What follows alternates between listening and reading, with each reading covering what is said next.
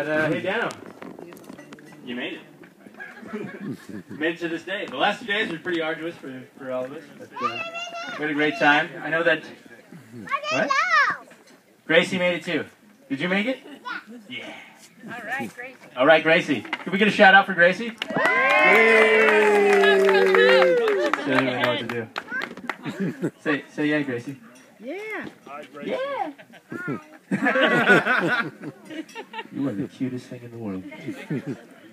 But as you probably have read in your bulletins, Dan and I kind of went to the same school together, and we had a lot of mischievous times there at Vine Academy.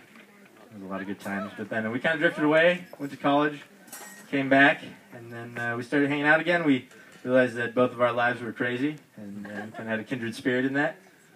But I remember when the first time we decided he told me about Sarah was we were sitting at his old house, and I had work the next day, and he and I had a great idea to just randomly drive down there at 7 o'clock at night. Or actually it was 11, right? It was 11. It was like 11 or 12 o'clock at night. So I made up a very, very long and detailed excuse of why I couldn't go to work the next day. Really bad excuse. Yeah, it was terrible. I was moving a couch and I hurt myself or something. Sorry, I couldn't go to work. I had to just drive down to San Luis Obispo. Hey, I had a great idea. Let's go surprise Sarah. It's first time. So we get down there.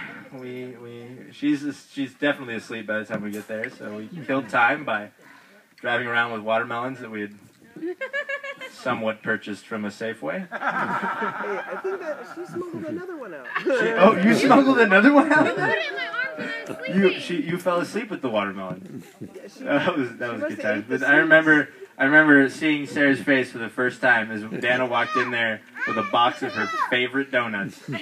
Her face was so excited and yet so pissed off because she had to do her senior project that day. She was so stressed out. She was like, I love seeing you guys here, but I hate that you're here right now.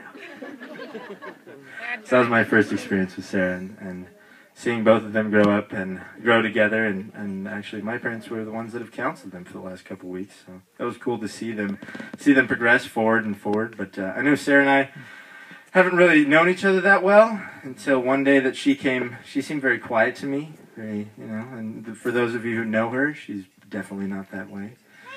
When I first knew her, she seemed very quiet, and then one day we got to go horseback riding together, so it was for one of her birthdays, and so we both got on a horse, and she got on one, and I got on the other, and we were riding. Or Dana was on the first one, and he was having a hard time. The horse was having a harder time. the horse tried to take it back into the barn a few times, so that was a good time. All I remember is Sarah saying the funniest jokes I've ever heard in my life, and I had no idea that was in that quiet little body. But guys, I'm not one for really long speeches because this is a best man toast, not a speech. But I love both of you guys, and it's great to see both of you have come together through however many years you've been together. And I thought I'd be that best man that would say, I'm glad to support you guys, I'm glad to be here, but I'm glad that you both have supported me in the last 3 or 4 years and have been there for me. So I thank you guys, and I look forward to being there in the next step. Even though you're going to be in slow, I look forward to being that person that's going to take the time, the effort, to then drive down, see you guys, and have some good times. Cheers. All right.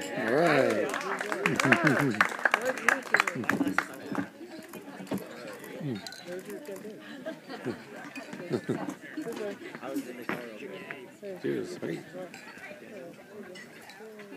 Good evening, everyone. My name is Alex, and I am Sarah's maid of honor, and she likes to call me her best friend, so that's cool, too. Daniel, you're second, sorry. Anyway, so for those of you who don't know Sarah, you probably all know Sarah, but if you don't know me, we are very different people. Really, the only thing we have in common is our love for Gossip Girl and wearing pink on Wednesdays, which is a reference to the movie Mean Girls, if you don't understand that. That's okay. So we have really different tastes in music. I'm really extroverted. Sarah's really introverted. She's an engineer. I'm a therapist. I really don't understand how we get along, but it works out so well. And up until about a year ago, we really didn't ever talk on the phone. We didn't text. But we maybe saw each other once or twice a year, I think it was. But we realized that we were such good friends, and that's when we started becoming, or we realized we were best friends. So Sarah and I probably met in middle school, maybe, I'm not exactly sure.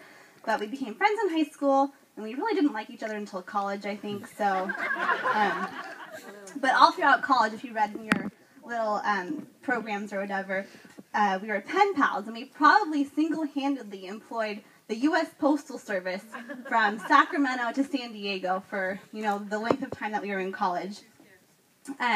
We shared our joyous triumphs and our deep disappointments throughout our college lives, and being girls, we obviously shared about our love lives and romances and those kinds of things. So when Sarah and Daniel reconnected and started dating, I didn't receive just any letter. This is a special letter, and it was so long and so important that I received it. She typed it up and emailed it to me. So I have a detailed account of their first date and their first kiss, but I'm not going to share that because I promised Sarah that I wouldn't embarrass her. But I did pick something else out of that letter to share with you. And I quote. So this is Sarah describing when Daniel and her came to visit her family, this house, for the first time. She says, I'm going to try and sound like Sarah.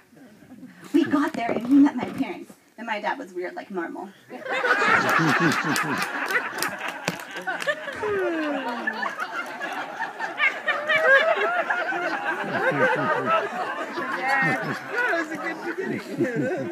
I showed him around the house, and we looked at all the family photos on the wall, which I thought would be super boring, but he seriously took his time, and I think he really enjoyed it.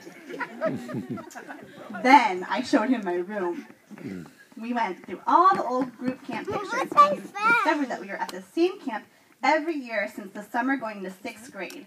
In that picture, we were literally 4 people away from each other. In the back of my mind, I was seeing wedding slideshow.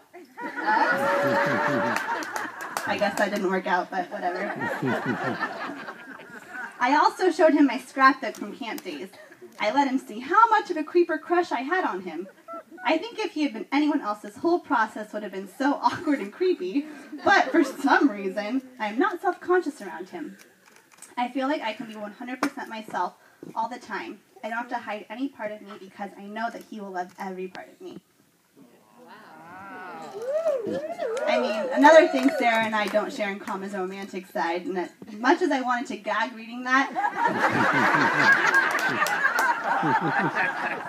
I have to admit that Sarah and Daniel really share a love that's unlike anything else. Sarah, you're unlike any friend I've ever had, and you're always so invested in my life and connected to how I'm doing and asking me questions that I forget about. And especially over this past year, you've been so supportive for me in this weird transition year. And you're truly my best friend. I loved every minute of walking through planning your wedding and seeing all of your dreams come true and marrying the man of your dreams since you were a teenager, and it's been great. I'm almost done. A whole other page? No, just a couple lines, so don't worry. But as good as a friend you've been to me, I know that you'll make an infinitely better wife and life partner to Daniel. Daniel's so lucky to have found such a selflessly loving, selflessly caring, compassionate person to share his life with, who is devoted to following God with a steadfastness most of us can only aspire to.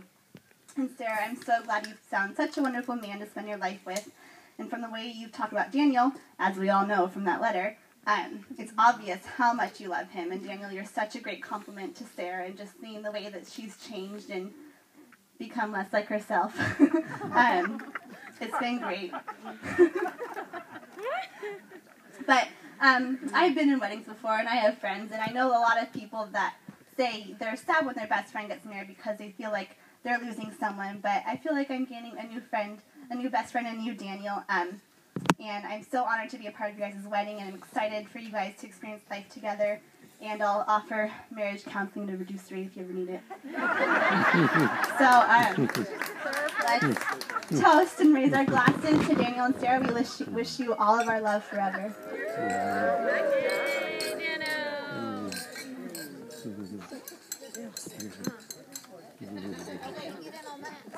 Wait, there's one more. One more.